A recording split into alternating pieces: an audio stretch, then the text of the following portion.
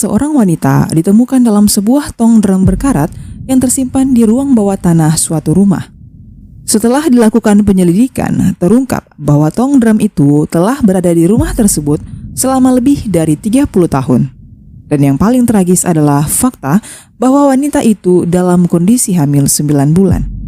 Apa yang terjadi pada wanita ini dan bagaimana polisi berhasil mengungkap kasus ini dengan setangkai daun plastik serta petunjuk yang terdapat pada tong drum itu sendiri. Mari kita simak.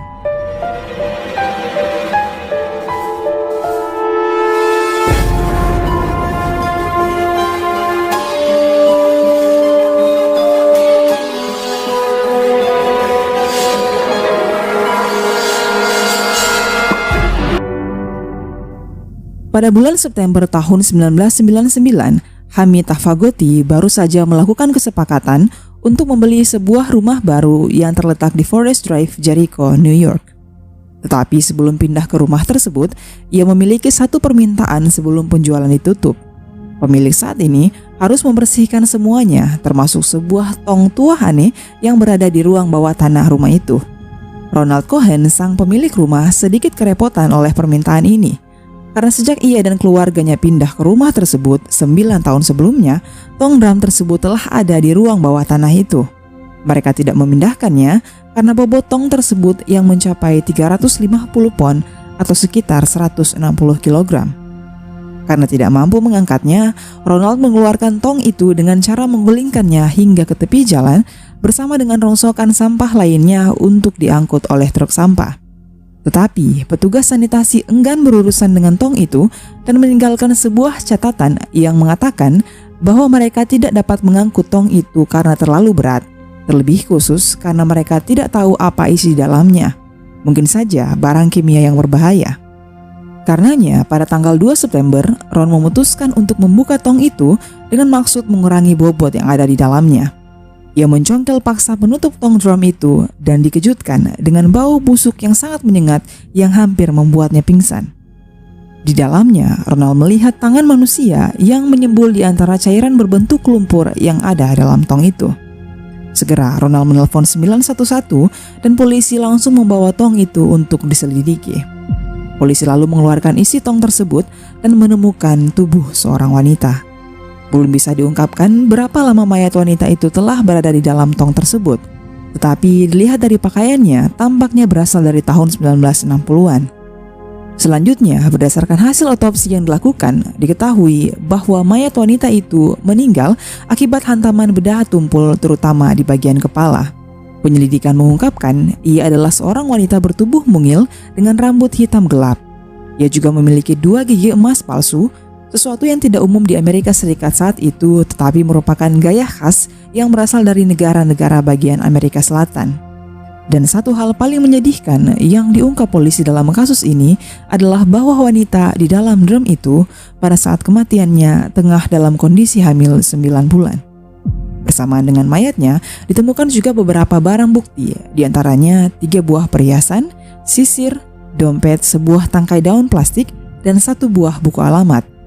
Tetapi paparan cairan kimia di dalam tong selama bertahun-tahun telah membuat tulisan-tulisan di buku terlalu memudar untuk dibaca mata manusia. It was so heavily and thickly encrusted with a brownish yellow slime. It was like a jelly-like substance and it coated everything. Buku alamat itu lalu dikeringkan di lemari pengering forensik untuk menghilangkan kelembabannya. Kemudian disinari dengan laser inframerah yang pada saat itu merupakan sebuah teknologi baru yang memungkinkan polisi untuk bisa membaca secara perlahan huruf demi huruf dari tulisan lama yang telah usang. Dan dengan sangat luar biasa, tim forensik berhasil mengungkap satu persatu daftar nama dan telepon pada buku alamat tersebut. Bersamaan dengan hal tersebut, polisi melanjutkan investigasi dengan mencari produsen tong drum itu. Dan berdasarkan merek dan nomor serinya diketahui bahwa tong itu diproduksi oleh sebuah pabrik kimia di New Jersey. Pabrik itu lalu menelusuri tanggal pembuatan tong itu dan berdasarkan keterangannya, tong itu diproduksi pada tahun 1965 sebagai tempat untuk mengirimkan cairan pewarna yang dibeli oleh Melrose Plastic Company, sebuah perusahaan produsen bunga dan pohon plastik seperti setangkai daun plastik yang ditemukan bersamaan dengan mayat dalam tong tersebut.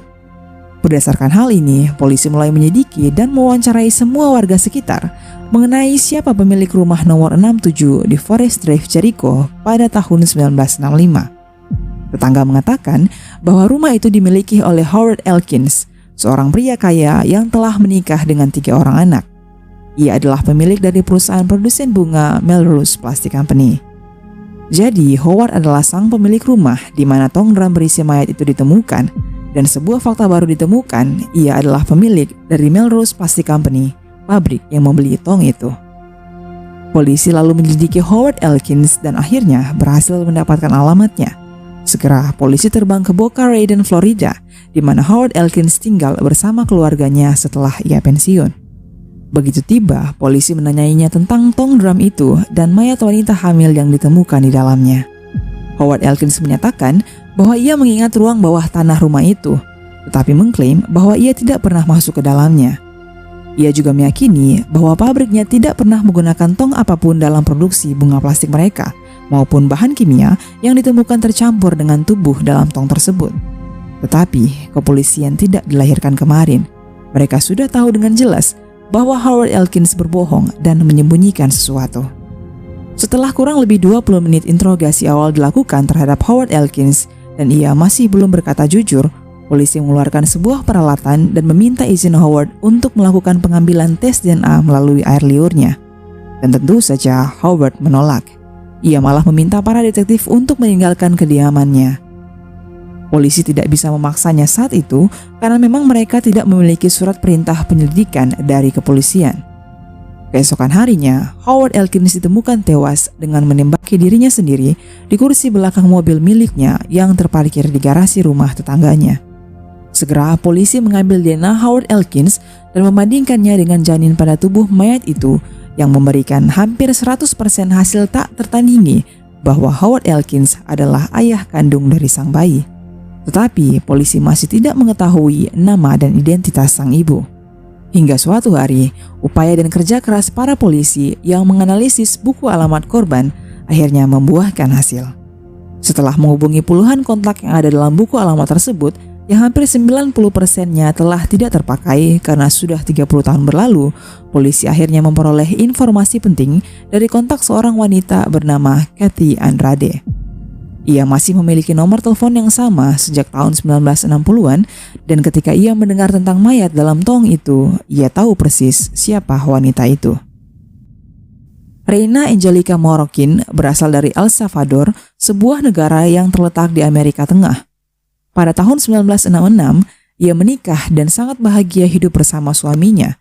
Hingga kemudian, hanya dalam beberapa bulan usia pernikahannya, ia mengetahui bahwa suaminya memiliki wanita simpanan yang tengah hamil. Reina sangat terpukul dan hendak pergi jauh melarikan diri agar bisa melupakan semua itu. Ia lalu memutuskan untuk pindah ke Amerika Serikat untuk memulai sebuah hidup baru di sana. Reina datang ke New York dan mulai bekerja sebagai seorang babysitter. Tapi ia merasa tak nyaman dan berhenti dari pekerjaannya itu. Reina kemudian tinggal di tempat penampungan wanita. Karena tak bisa berbahasa Inggris, Reina kesulitan beradaptasi. Ia lalu memutuskan untuk menghadiri kelas bahasa Inggris dan di sana ia mengenal seorang guru pengajar yang juga berasal dari El Salvador yang akhirnya menjadi sahabatnya, Kathy Andrade. Kathy bahkan mendapatkan pekerjaan bagi Reina di sebuah pabrik bunga sintetis, Melrose Plastic Company. Setelah bekerja di perusahaan itu, selang beberapa saat setelahnya, Reina memberitahu Kathy bahwa dirinya telah hamil. Dan ayah dari janin dalam kandungannya adalah seorang pria yang telah menikah dan juga memiliki anak. Tetapi Reina percaya bahwa kekasihnya akan meninggalkan istri dan anak-anaknya untuknya. Hanya itu yang Kathy ketahui. Reina tak pernah mengatakan nama dan identitas kekasihnya kepada Kathy. Tetapi seiring berjalan waktu dan kondisi kehamilannya semakin besar, kekasih Reina, pria yang telah menikah, Howard Elkins, tak pernah datang menepati janjinya. Ia malah semakin menghindari Reina dan memutuskan kontak dari wanita itu. Setelah pembicaraan di telepon itu, Kathy yang mengkhawatirkan sahabatnya segera menuju rumah Reina. Tetapi begitu tiba, Reina tak ada di sana. Sejak itu, Kathy tak pernah mendengar kabar apapun dari Reina lagi. Laporannya kepada polisi tidak pernah ditanggapi dengan serius. Mereka mengatakan bahwa mungkin Reina telah melarikan diri bersama dengan kekasihnya.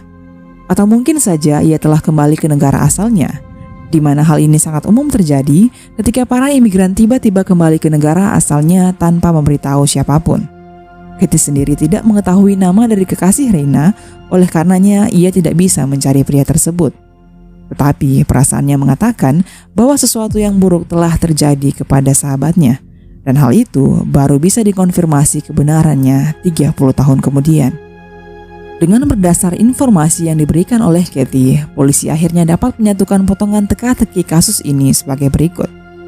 Howard Elkins, sang pemilik Melrose Plastic Company, berselingkuh dengan karyawannya Reina Morokin. Ia membelikan Reina sebuah apartemen dan hubungan keduanya berlangsung beberapa bulan hingga Reina hamil. Tetapi Howard tak kunjung datang menepati janjinya untuk menceraikan istrinya dan tinggal bersama Reina. Reina yang frustasi akhirnya menelpon istri Howard Elkins dan mengungkapkan perselingkuhannya. Begitu mengetahui hal itu, Howard meminta Reina untuk menemuinya di kantornya di malam hari pada saat kantor kosong dan semua karyawan telah pulang. Begitu Reina masuk ke ruangannya, Howard langsung memukul Reina dengan palu hingga tewas. Ia lalu memasukkan mayat Reina ke dalam salah satu tong yang ada di pabriknya, membungkusnya dengan plastik, lalu menyegelnya. Pada saat itu, Howard Elkins memiliki sebuah perahu dan menurut polisi bahwa ia mungkin berencana untuk membuang tong itu ke laut. Tetapi mungkin ia menyadari bahwa tong itu terlalu berat untuk diangkutnya sendiri. Jadi ia menggelingkan tong drum itu masuk ke dalam ruang bawah tanah rumahnya dan menyembunyikannya di sana. Howard Elkins tinggal di Forest Drive nomor 67 bersama dengan istri dan ketiga anaknya selama 15 tahun setelah pelenyapan Reina. Ketika ia pensiun, mereka menjual rumah itu dan kini telah melalui 3 pemilik lainnya sebelum akhirnya Ronald Cohen membuka tong itu. Selama 30 tahun, mayat Reina berada di dalam tong di ruang bawah tanah. Anak-anak bermain petak umput di sekitar tong drum itu. Keluarga bertumbuh besar di rumah itu hingga pindah dari sana tanpa pernah dihantui ataupun diganggu. Setelah identitas mayat dalam tong terkuak, seorang reporter bernama Oscar Corral meyakini bahwa keluarga Reina mungkin masih menunggu kabarnya. Keluarganya di luar sana mungkin masih bertanya-tanya apa yang telah terjadi pada putri mereka. Oscar lalu terbang ke El Salvador dan secara ajaib berhasil melacak ibu Reina Morokin yang tinggal jauh di wilayah pedesaan Martin. Ketika bertemu ibunya, reporter itu menunjukkan foto Reina yang ada di sampul koran yang dibawanya. Melihat itu, seketika sangat hancurlah hati ibu Reina dan ia menangis terseduh-seduh ketika diberitahu bahwa putrinya telah meninggal dunia pada tahun 1969 dan ia dalam kondisi hamil saat itu. Mayatnya disimpan di dalam sebuah tong di ruang bawah tanah rumah sang pelaku dan baru ditemukan 30 tahun kemudian. Ibu malang berusia 95 tahun itu telah berpuluh-puluh tahun menunggu kabar dari putrinya.